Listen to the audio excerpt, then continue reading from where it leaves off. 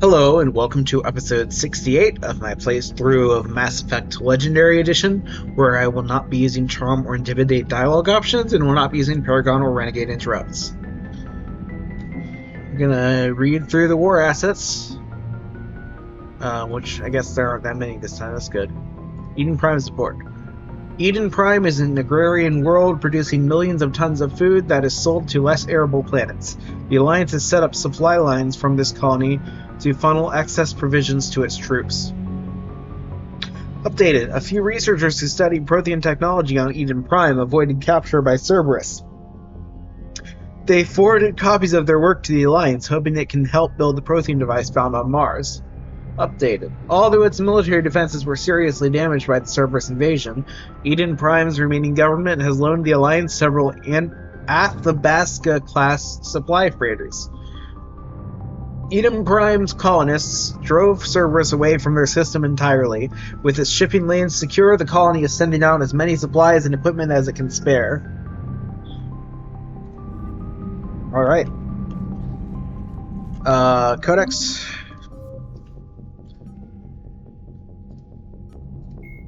Cerberus built the Normandy SR-2 as a second-generation version of the Alliance frigate SSV Normandy after the Collectors destroyed the original. The SR-2's many alterations produced a craft nearly double the original size, requiring an even larger Tantalus drive core to compensate. Its state-of-the-art Kodiak shuttle can make landings the original Normandy could not attempt. The Enhanced Defense Intelligence, an AI known colloquially as EDI, coordinates many of the ship's combat functions, assisting and even supplanting human piloting. The Alliance has recently appropriated and refurbished the SR-2. In addition to tight beam communicators, the Quantum Entanglement Communicator, QEC, provides instantaneous contact with Alliance command. Originally created to covertly insert Alliance Marines into hostile environments, the UT-47 shuttle has since been sold to allies, recovered by enemies, and had its specifications stolen by spies. In one form or another, this durable transport is now used in all corners of the galaxy. A-model Kodiaks feature a front-mounted mass accelerator cannon that can be used in an anti-vehicular role. Since the shuttle lacks proper gun ports, soldiers often open the side hatch to fire on enemies. This is discouraged in Alliance manuals since it exposes the interior to return fire. Flying the 47A during atmospheric combat requires considerable skill. The pilot must reduce the vehicle's mass for speed and handling, while maintaining enough mass to resist recoil, incoming fire, and inclement weather. More than one pilot has overstressed the Kodiak's field generator and ended up on the battlefield instead of above it.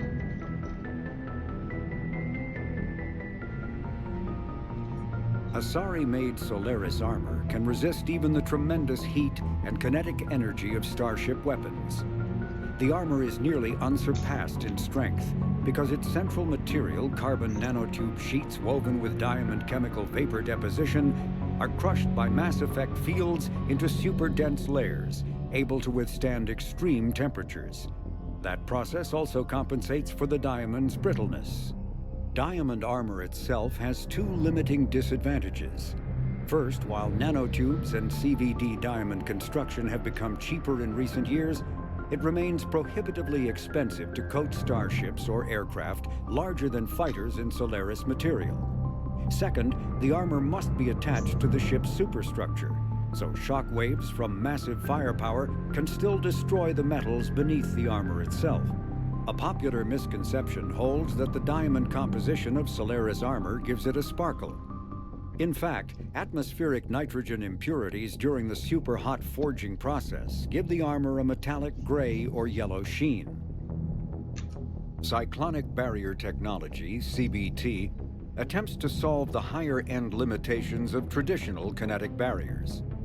Traditional barriers cannot block high-level kinetic energy attacks, such as disruptor torpedoes, because torpedo mass effect fields add mass. The CBT violently slaps aside rather than halting incoming linear force. By rotationally firing their mass effect field projectors, ships create rapidly oscillating kinetic barriers instead of static ones. Shooting through the CBT is like trying to shoot at a target inside a spinning ball. Significant drawbacks to current CBT configuration prevent its use on anything other than frigates and fighters. Its many high-frequency sensors and emitters require frequent maintenance and replacement. A partially damaged CBT can endanger its operator, who is surrounded by rotating mass effect fields, skewing in unpredictable directions. Fortunately, if an emitter is damaged, the CBT corrects to become a traditional shield array, a safety feature that makes it most effective during opening volleys. After the Battle of the Citadel, human and Turian volunteers spent 3 months clearing the station's orbit of debris. During the cleanup, the Turians secretly salvaged Sovereign's powerful main gun, along with much of the weapon's Element 0 core. 11 months later, the Turians introduced the Thanix, a scaled-down version of the weapon. The Thanix's core is a liquid alloy of iron, uranium, and tungsten, suspended in an electromagnetic field powered by Element 0.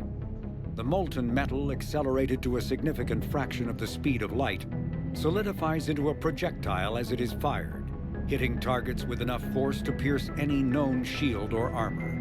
The gun can fire reliably every 5 seconds. The weapon's relatively small size allows it to be mounted on most fighters or frigates.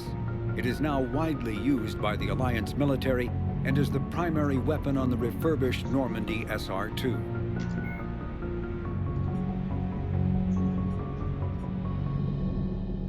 Let's read the Reaper War and the Reapers. The Fall of Earth. The Reapers took Earth in a matter of hours. The Alliance knew the first wave would arrive from Batarian space, but they were unprepared for the speed and scale of the attack. The Reapers bypassed the 6th and 7th fleets at Terra Nova and Eden Prime, flying straight from relay to relay, where they could neither be tracked nor intercepted.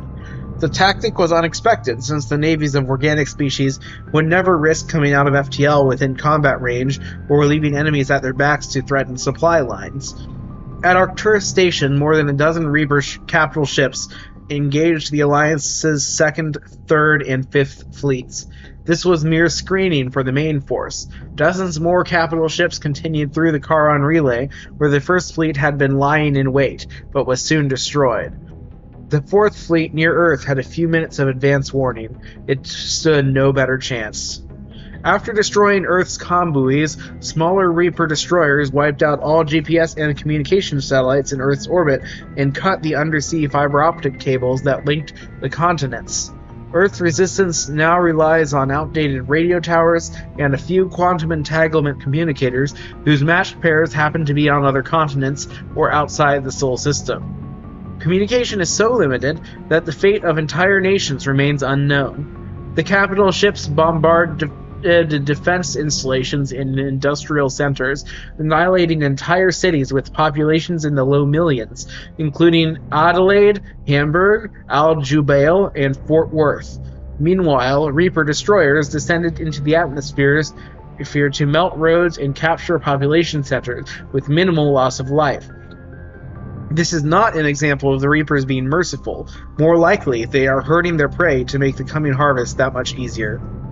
The Fall of Karshan. For every 1,000 Batarian refugees, there are 1,001 stories about how the Reapers invaded the Batarian systems.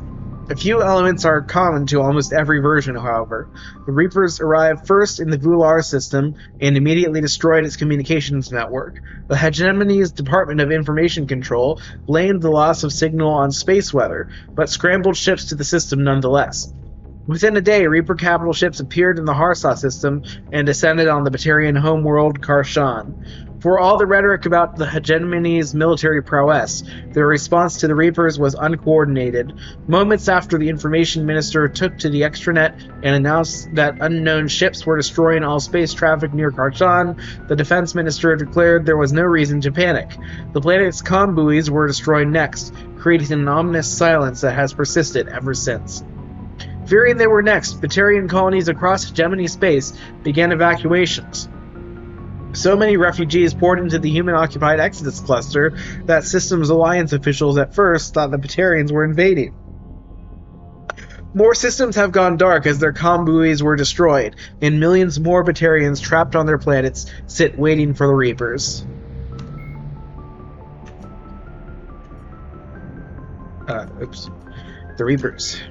Reaper capabilities. The Reapers are technologically superior to organic species of the galaxy, but the degree of that superiority is a matter of debate in the intelligence community. The Reapers' thrusters and FTL drives appear to propel them at more than twice the speed of Citadel ships. Estimates of their location in dark space suggest they can travel nearly 30 light-years in a 24-hour period. Reaper power sources seem to violate known physical laws. Reapers usually destroy fuel infrastructure rather than attempting to capture it intact, indicating that the Reapers do not require organic species as energy supplies. Consequently, the Reapers attack without regard for maintaining supply lines behind them, except to move husks from one planet to another. Unlike Citadel ships, Reapers do not appear to discharge static buildup from their drive cores, although they sometimes appear wreathed in static discharge when they land on planets. The main gun on a Reaper capital ship dwarfs that of the Alliance's Everest-class dreadnoughts. No dreadnought has yet survived a direct hit from the weapon. Estimates put its destructive power anywhere from 132 to 454 kilotons of TNT. Even if the target is hardened, as in the case of a surface-based missile silo, the gun can instead bury the target beneath molten metal. Precise targeting computers and correctors also give Reaper weapons a longer effective range than organic dreadnoughts or cruisers. The kinetic barriers on a Reaper capital ship can shrug off the firepower of a small fleet. Weapons specifically designed to overcome shields, such as the Javelin, Guardian lasers, or the Thanix series, can bypass the barriers to some degree. The difficulty is getting close enough to use them. The surface-mounted weaponry on Reaper ships, similar in principle to Guardian, presents an effective defense against organic species as fighters. And that's enough codex for now.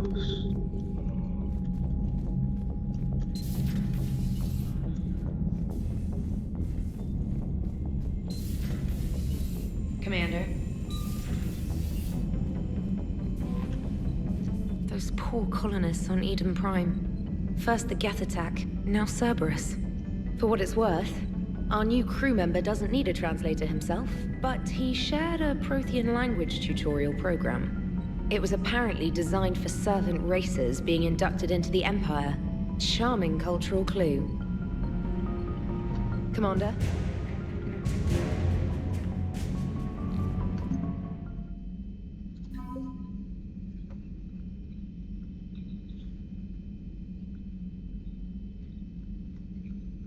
Commander Javik has given the Alliance a non-technical language translation program designed for the subservient races of the Prothean Empire. Although limited, it has enabled faster progression in deciphering certain aspects of the Crucible plans. Anyway. ANN News Alert. ANN Alert. New article on Eden Prime. From Alliance News Network Information Partners. Alliance officials confirm a local resistance movement has successfully pushed Cerberus forces off Eden Prime. Cerberus attacked Eden Prime for reasons that remain unclear and set up facilities to occupy the colony. But after constant attacks from a united populace, Cerberus troops retreated. Alliance officials are sending in evacuation transports now to get colonists off-world before Reaper forces reach the colony. We owe this victory to the Alliance resistance leader, Edward Crabbe said in a prepared statement. The people of Eden Prime have always been ready to fight, but Alliance intel gave us the tools we needed to push those Cerberus bastards off our planet. Many resistance fighters have said they plan to enlist to support the Alliance.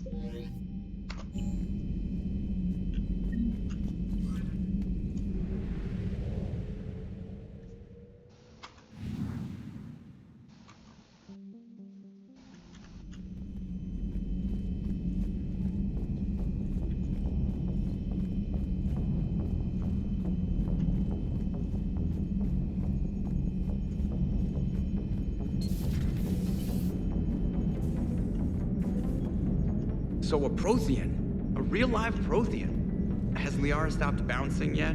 I'm guessing there may have been some bouncing. Commander?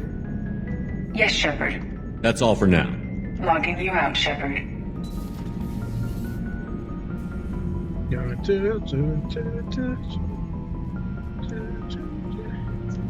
I'm gonna turn up the sound effects and, well, just the sound effects a little bit. Sound effects, we're gonna put you at like 65%.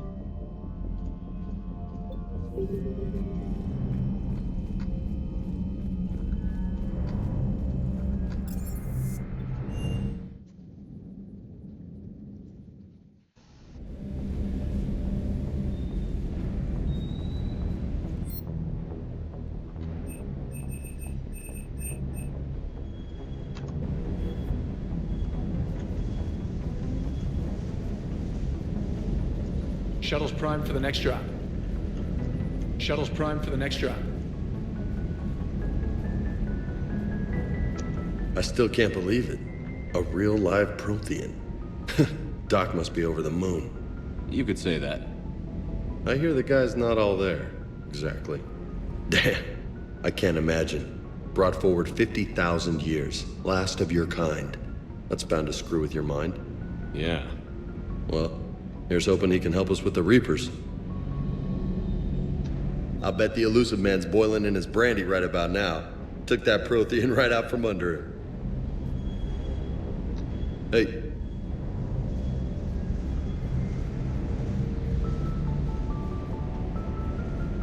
Hey there.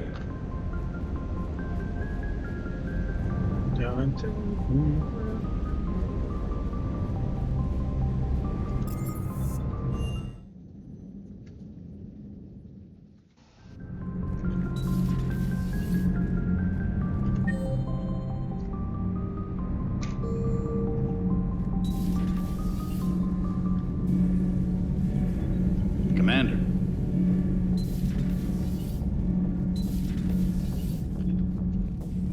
I'm sorry to trouble you again so soon, but surely you must know something about the device. Anything would help. It was supposed to be our miracle, but we were fragmented by that point. Communication had been severed. I put no faith in it. All we could trust were the weapons in our hands. And you really know nothing about the catalyst? I already told you, Asari. No. I'm sorry. It's just so much depends on this. I know that. More than you do. Now please, let me be. I'm still recovering. Of course. I apologize. So much has been lost. So much has changed. And yet the Reapers are still here. For me, it was only yesterday. Our empire spanned the galaxy. Now we are only a myth. I'm recovering my strength. I will be ready soon.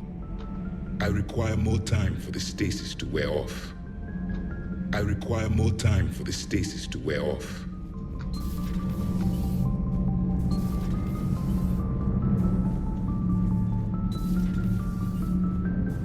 Have you seen our newest crew member? You mean the biggest story in 50,000 years that I can in no way talk about? So you have seen him. Just wondering. You know, in the old days, they didn't have automat on cameras. Reporters had to cake on the makeup.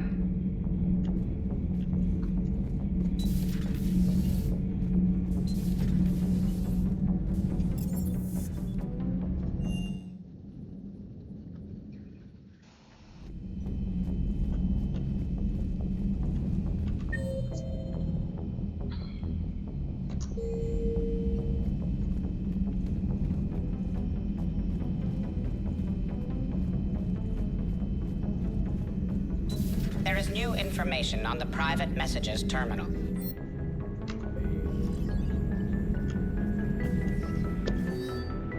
Prothean Notes 2186, Entry 1. The things this Prothean must have seen. If they had the technology to preserve someone for over 50,000 years, no wonder they were capable of building these things like the device on Mars. Building things like the device on Mars. I must give him time to get his bearings. But Goddess, when will we get another chance to learn so much about their civilization? Attached. Notes on Prothean. Hello again, Shepard. What have you been up to since we last saw each other? Since you helped me defeat the Shadow Broker, I started looking for defenses against the Reapers.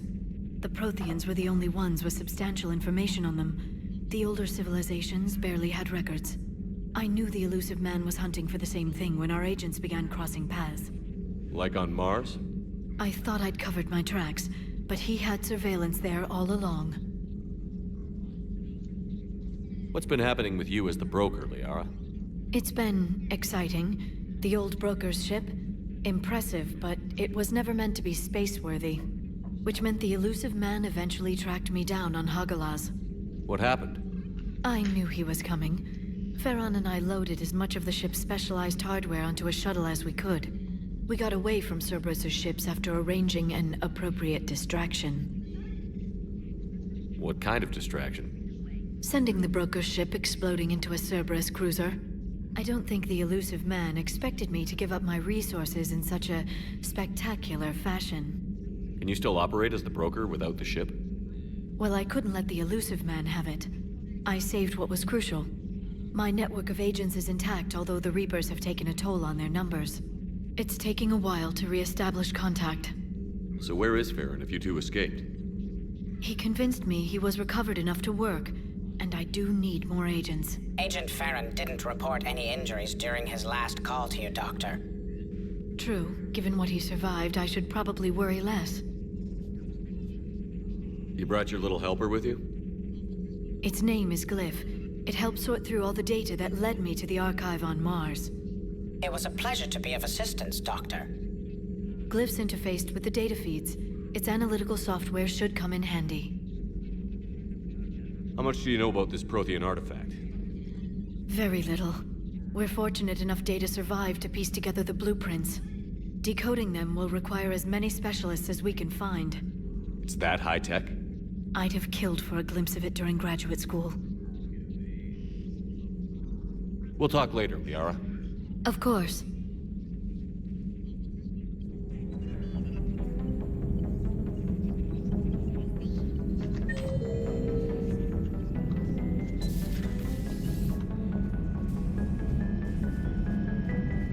A Prothean. A real-life Prothean. Oh. No crew health issues to report. Let me see if Liara has anything else to say. She probably doesn't. But...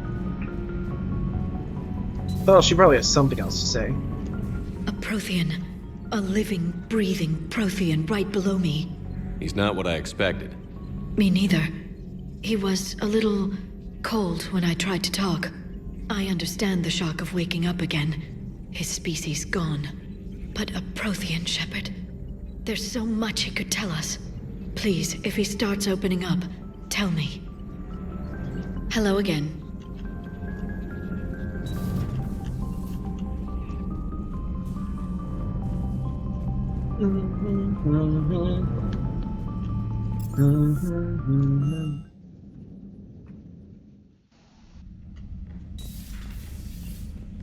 Still have no fish.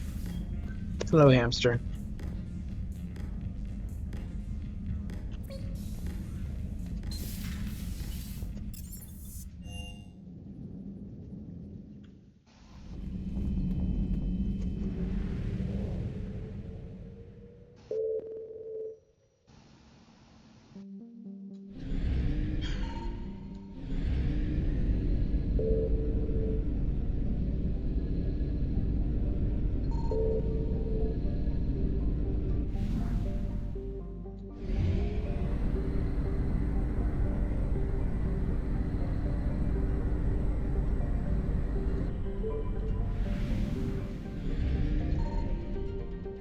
Signal confirmed.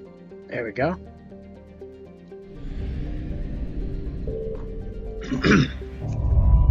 Oh, what is this?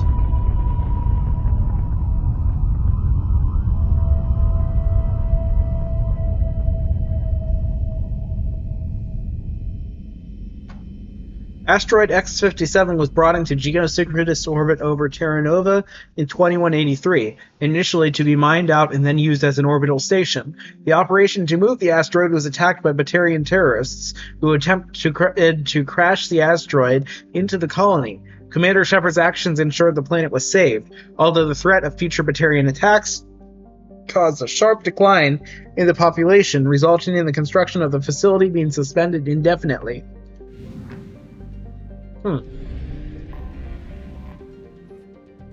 Oh, that's the wrong thing. I meant I wanted to. There we go. Terra Nova.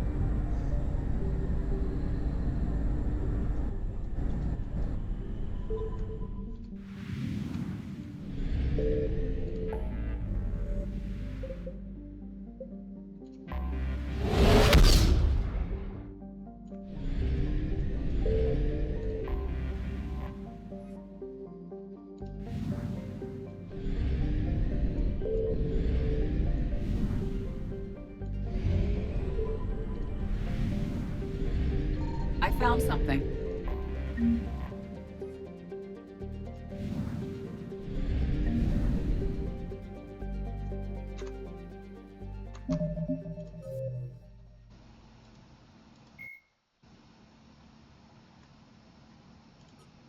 Gagarin Station is the largest deep space station built by humanity, a Bernal sphere designed with a 500-meter diameter habitable area. It was constructed beyond Pluto, nearly 80 astronomical units, 12 billion kilometers, from Sol. Moving crew and material to this location bankrupted most of the backers. Gagarin was placed at the inner edge of the heliopause, the point at which the solar wind can no longer push back the interstellar medium. It was built to test a number of faster-than-light drive principles that theoretically could only occur in interstellar space. The station was nicknamed Jump Zero, as it was intended to be the jumping-off point for humanity's expansion into the galaxy. Shortly after the station was completed, the Prothean ruins were discovered on Mars, rendering the entire effort moot.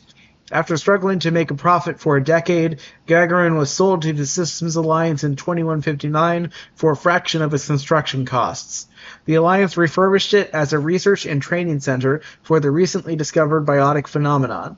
In 2169, the Biotic Acclimation and Training Program was shut down, and Gagarin became a general research facility.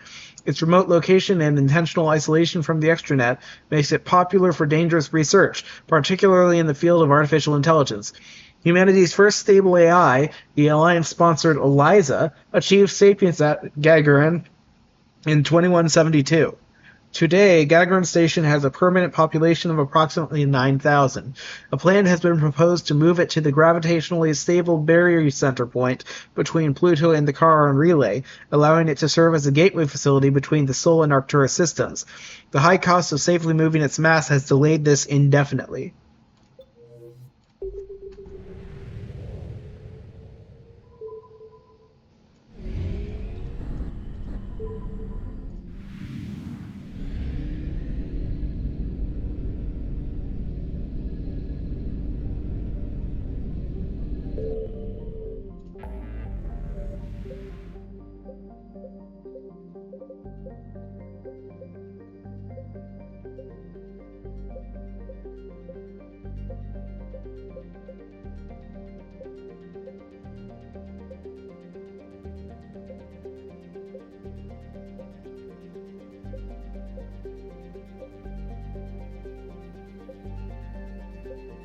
Let's go ahead and go here.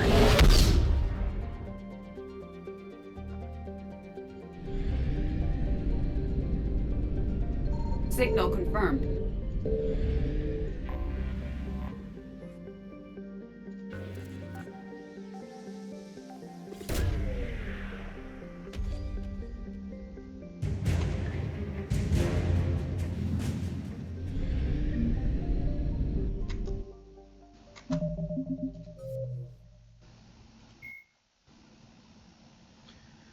M44 Hammerhead IFV. The M44 Hammerhead infantry fighting vehicle is a superior Mass Effect-powered armored vehicle. Using 3 solid-fuel rocket thrusters instead of wheels, the Hammerhead hovers over the battlefield at up to 120 kilometers per hour, allowing it to maintain formation with swift armored units, skim across calm water, and even leap terrain obstacles. Backup micro boosters guarantee locomotion, so even destruction of 2 main thrusters leaves the vehicle capable of full motion. The Hammerhead retains most features of interplanetary fighting vehicles: an airtight interior, 360-degree kinetic barriers, and a guided missile system, ensuring accuracy during even aggressive maneuvering. Its electronic countermeasures extend to laser detection, chaff, active thermal masking, and ground-penetrating weapon-sniffing radar.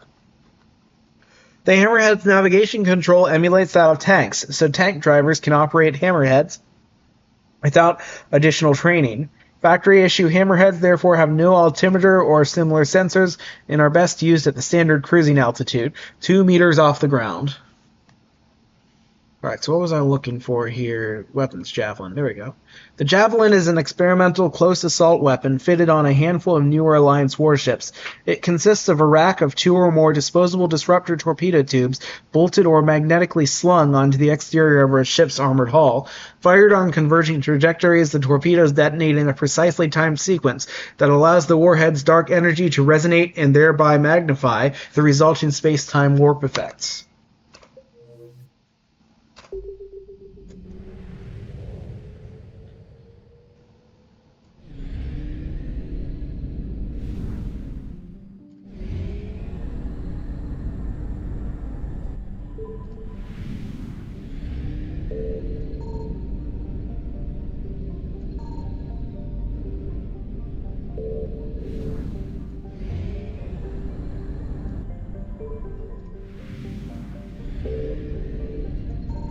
I found something.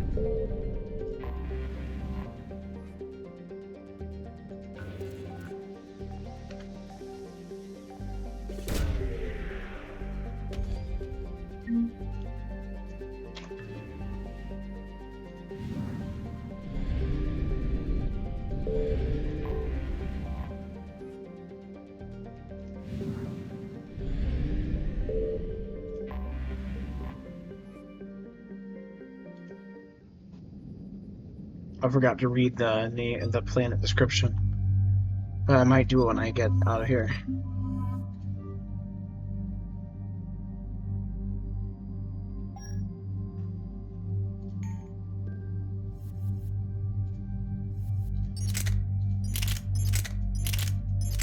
Have to give him the particle rifle, even though it doesn't really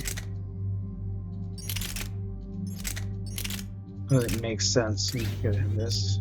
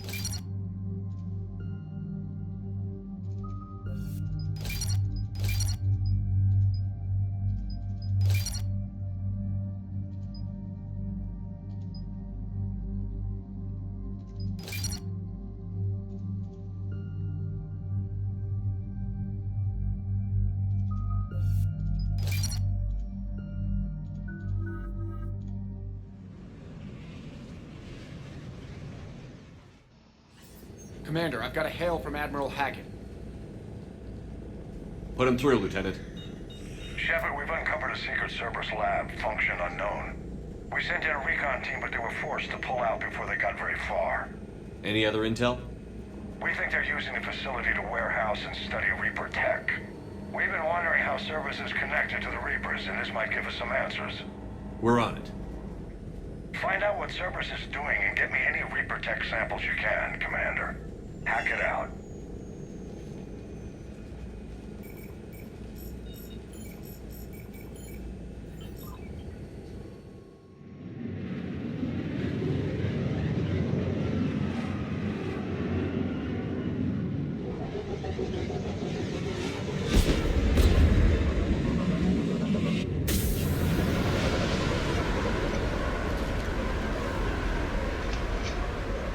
track you some tech with a Reaper signature. That's your first sample to grab. Updating your nav point. On my way.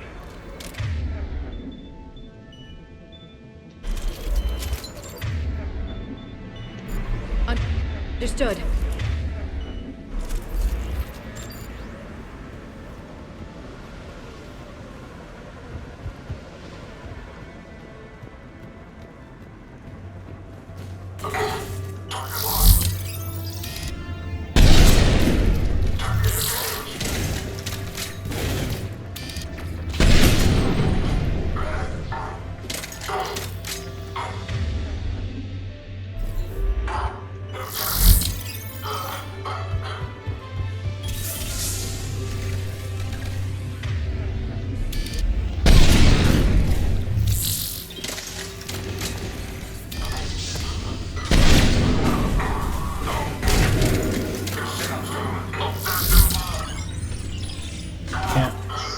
Cannot see through smoke that thick.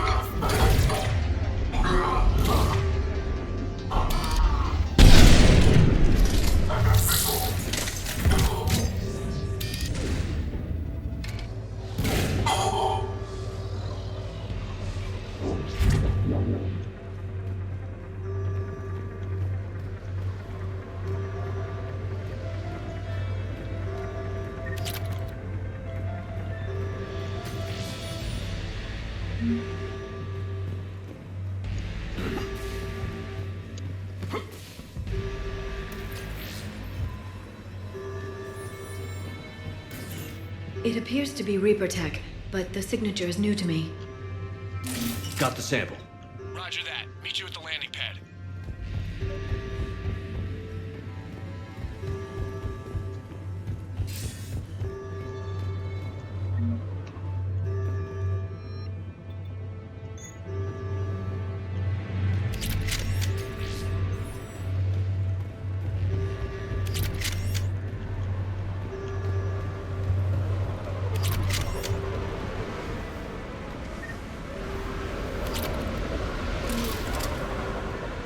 Second sample located, Commander. Nav point updated.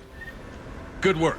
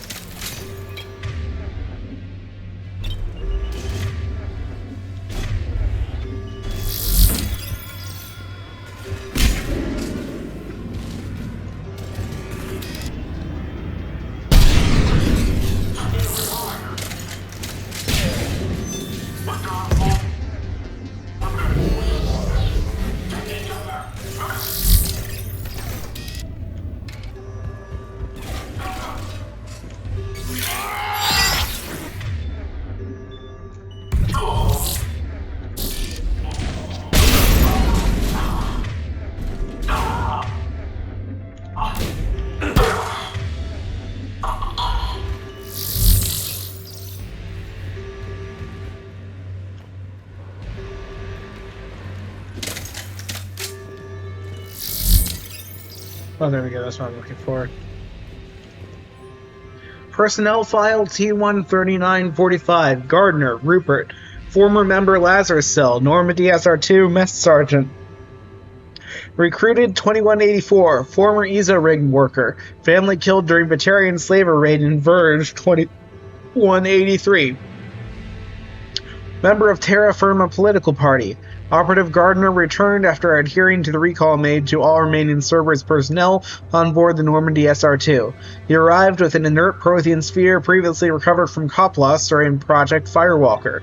Operative Gardner reiterated how he was proud of his service with Cerberus and did not agree with the decisions of Operative Lawson and Commander Shepard that resulted in relinquishing the Normandy SR2 to the Systems Alliance. Further information regarding the locations of other operatives was limited, but claimed that Kelly Chambers had remained on the Citadel. Addendum: post-integration or interrogation.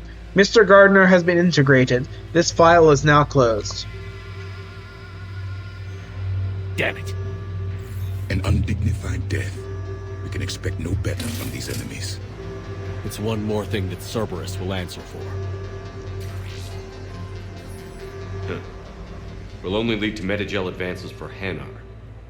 Only Cerberus would call that a failure.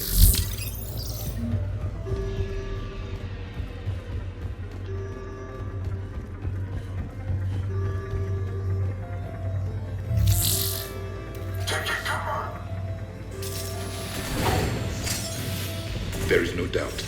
That's Reaper technology.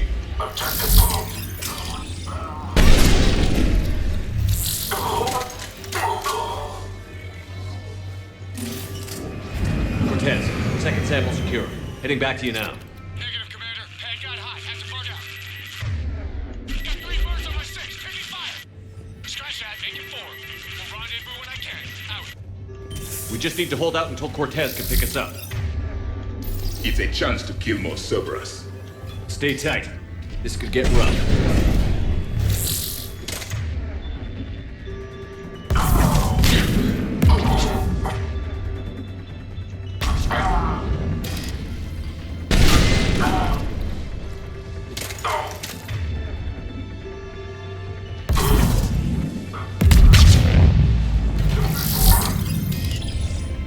Stay focused. This isn't over yet. I'm with you.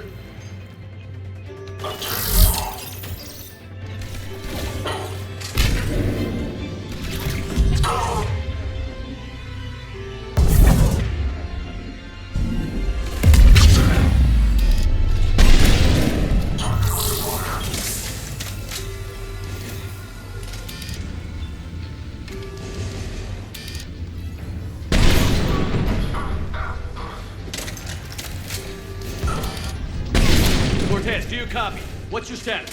Engaging multiple targets. Time for something a bit risky. Lieutenant! Now we find our way out. If that's what it takes, that's what we do.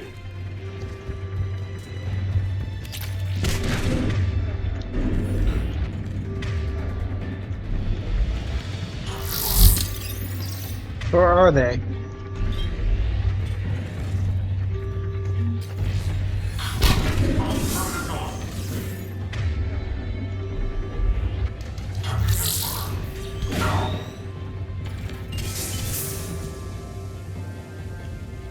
Well, they're all dead. They're both dead.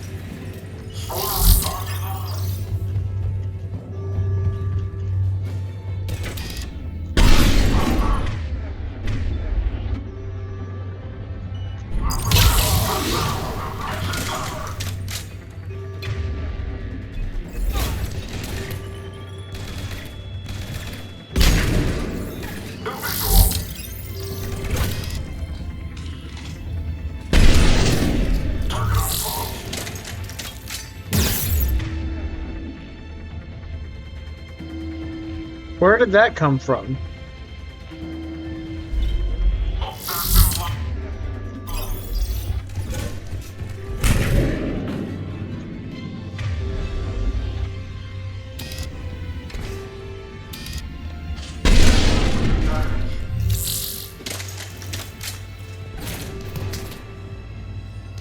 Oh, there he is.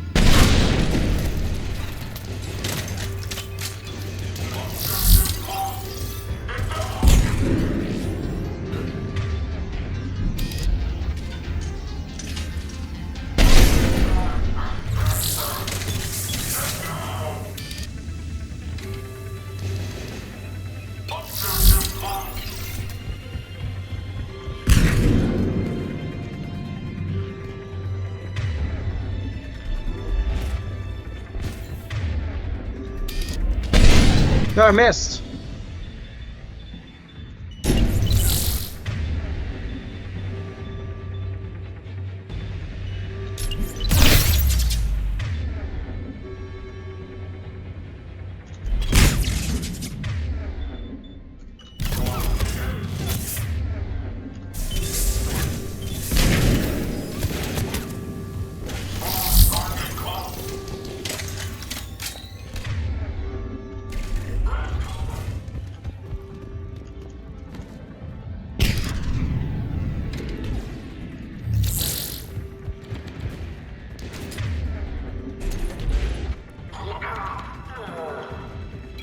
Come on, power.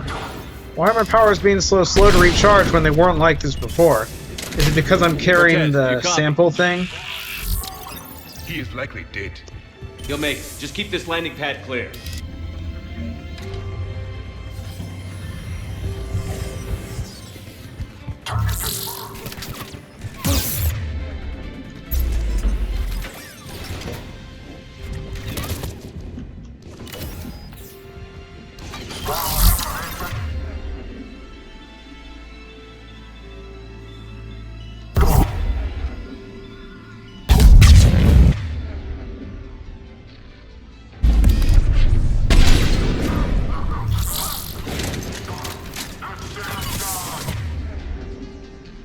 Oh, I thought you would have been dead.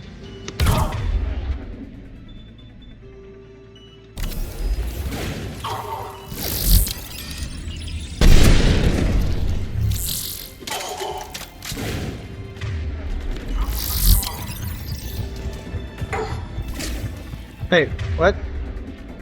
I thought the shuttle would be here.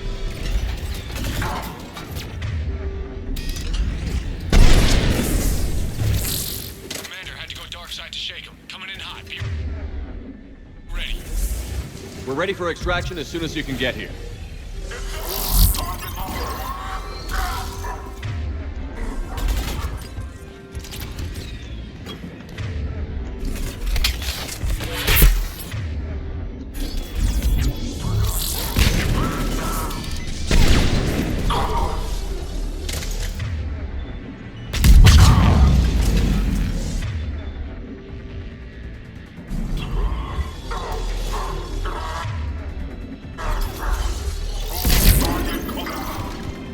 We're at the extraction point. Ready for pickup. Almost there.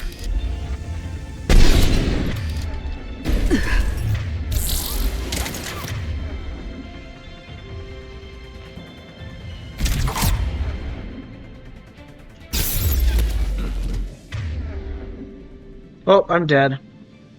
Almost certainly.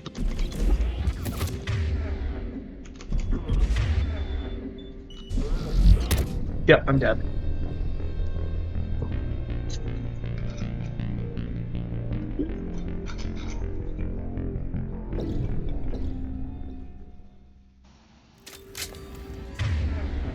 I need more ammo.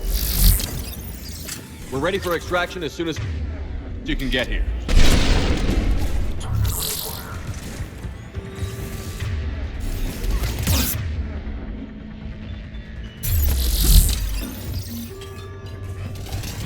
Yikes!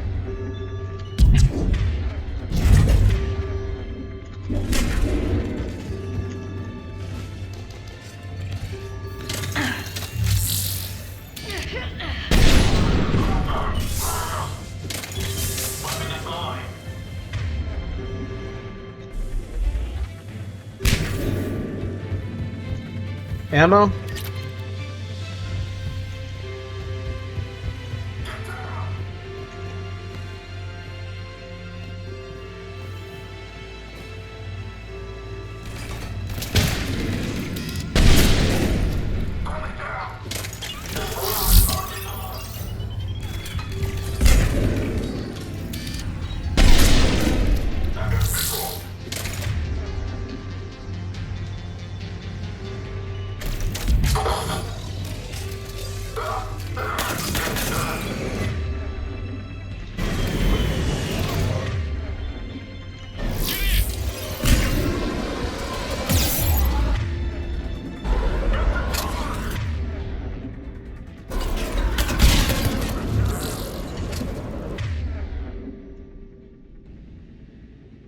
Don't just survive long enough for my power to reset.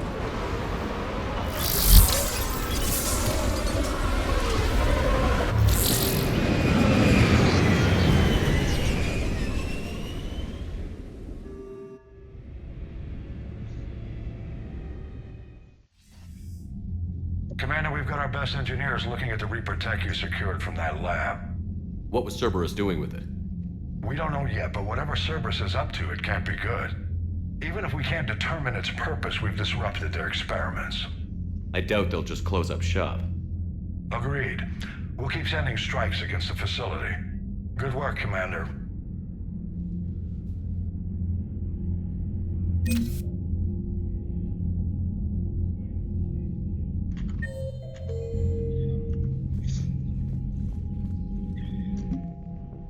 Prothean device. Prothean data library. Terra Nova's prestigious Scott University is renowned for its Prothean library, housing one of the largest collections of artifacts in the galaxy.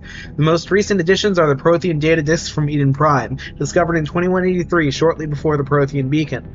For years, the data on the disks was incomprehensible, until the Crucible's blueprints provided the mathematical and linguistic keys to understanding the equations. Locked inside the disks were theories on dark matter meant to be used with the Crucible's main power source. Javelin missile launchers. Developed by the Alliance, Javelin missiles released dark energy upon impact. This creates devastating space-time disruptions, magnified warp fields that strip away a target's molecular bonds. Even the strongest kinetic barriers will eventually collapse after multiple impacts from these rockets. Alliance R&D commandeered several colony factories and now produces enough Javelin missile launchers for all dreadnoughts in the Allied fleet. Ex-Cerberus. As the Elusive Man's methods become more extreme, skilled operatives abandon Cerberus. They have offered to help stop the Reapers any way they can. Cerberus research data. Data liberated from a Cerberus research lab includes reports on the composition and strengths of various Reaper units. Alliance scientists are fact-checking the information, but it appears to be genuine, so Alliance military VIs can use it to strategize against the Reaper's ground forces.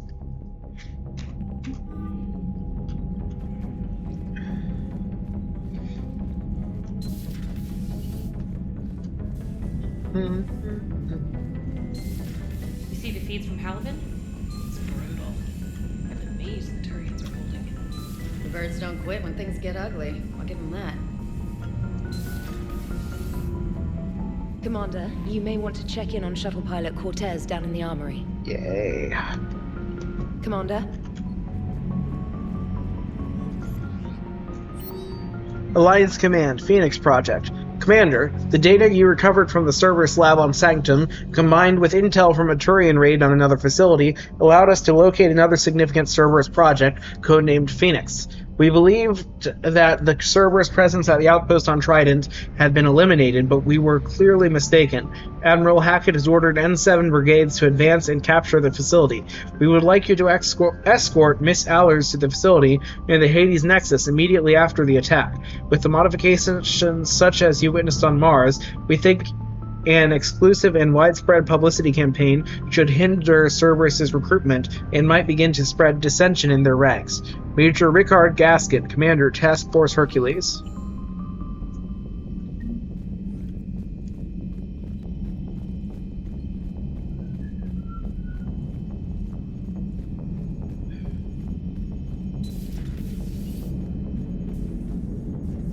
Commander.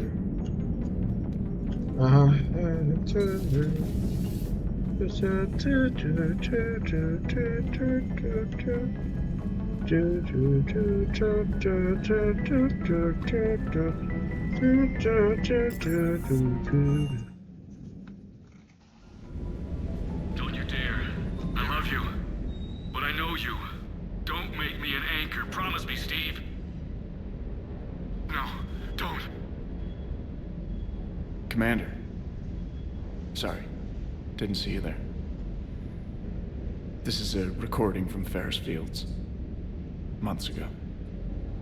I lost a lot of friends that day. I lost my husband. I grieved. Said goodbye, made my peace. You were talking to him when the collectors hit? I was organizing construction at a remote station a few clicks south of the main colony. Robert managed to get outside of the field the collectors put up. Instead of running, he called me. I'm sorry for your loss. He obviously cared a lot about you. He was afraid I wouldn't let go. But for him, I moved on. Or at least I thought I had. Then the invasion hits, there's no time. And the one thing I grab is this. I mean, what's the point of moving on with your life when everything is going to hell? Start thinking that way and we've already lost. Yeah, you're right, but... well, to be honest, I've never felt as alone as I do right now. You're not alone, Steve. I'm here, anytime you need me. I appreciate that, Shepard, I really do. But don't worry, Commander. When I'm in that pilot seat, I'm there 100%. I won't fail you. It's just the downtime between missions that's hard, you know? I know.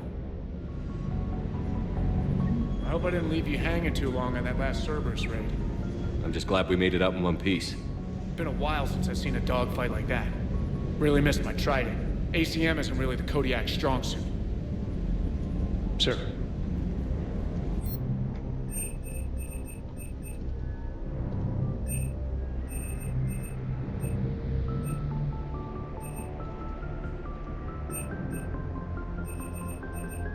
They can't enable any more of those. God, where is the Widow? It should be able to go higher, but whatever. Good job. Do you hear that hum? Is that just me? That's just you, James.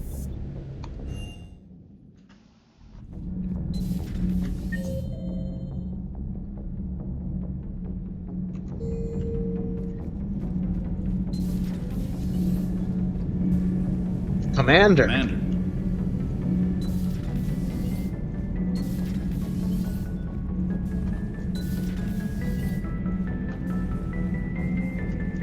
I require more time for the stasis to wear off.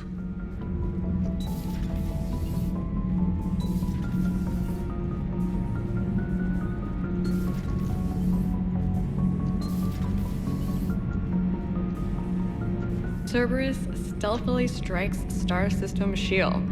No, glad I read that one out loud. Do we need to talk, Commander? Not right now, Allers. Let me know when we do.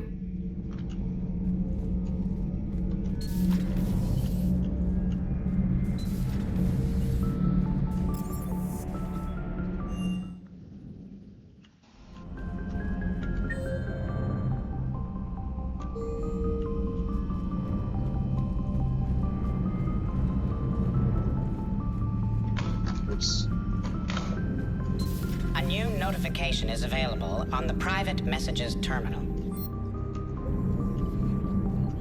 Ready for the next mission? Protein Notes 2186, Entry 2. I'm not sure what to make of Javik. I approached him while we were traveling to a different system, but he wasn't very inclined to talk. What little he does say concerns the Reapers and our possible failure. Is he simply a soldier mourning his people, or is it a fundamental difference in our cultures?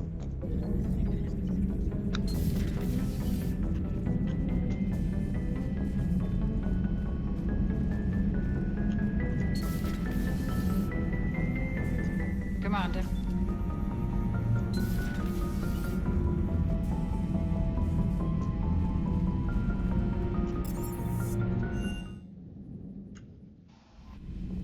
Alright, let's do the Diana Allers thing real quick.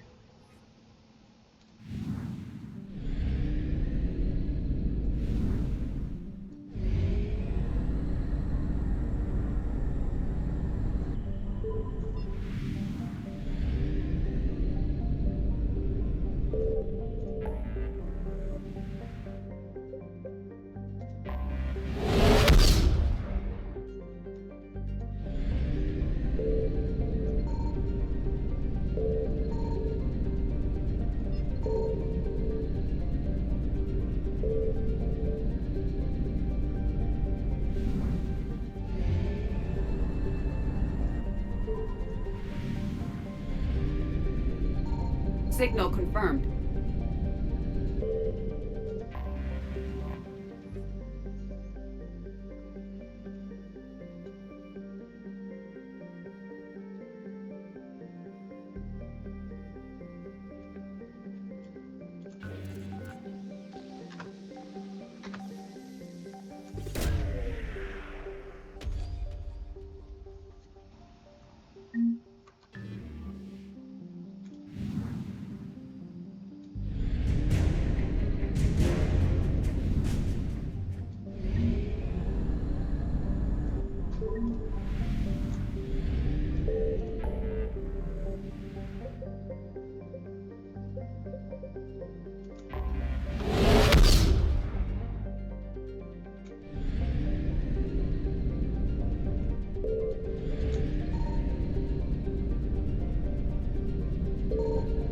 Anyway.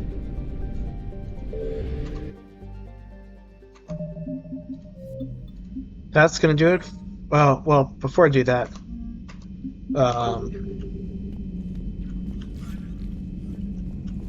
let's check that war asset that just changed. Diana Allers. Updated. Diana Allers witnessed firsthand the torture that Cerberus has been inflicting on its subjects in the Phoenix Project. In a dramatic, moving documentary piece, she showed both their horrific, twisted experiments on improving human biotics and evidence of Cerberus using Reaper indoctrination techniques. Her report went viral, and ratings for her battle-based show have soared. Alright. That's going to do it for this episode. Be sure to hit like on the video if you enjoyed it, and hit the subscribe button and the notification bell to be kept up to date on future uploads.